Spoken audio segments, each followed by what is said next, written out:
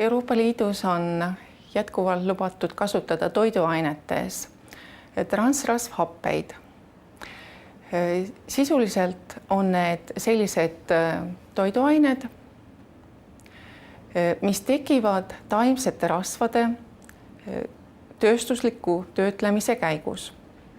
Sellised toiduained on erinevad vahukorre asendajad, erinevad margariinid.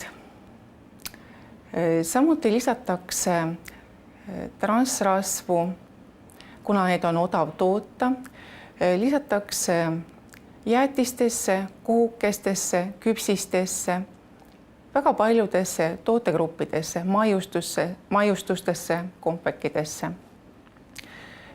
Need transrasvhapped tekitavad südame-veresoonkonna probleeme ja kui lapseeast palju tarbitakse transrasvhapetega kohukesi näiteks või jäätisi, siis on väga suur tõenäosus, et kui laps on juba täiskasvanuikka jõudnud, siis on tal suur südameprobleemide oht.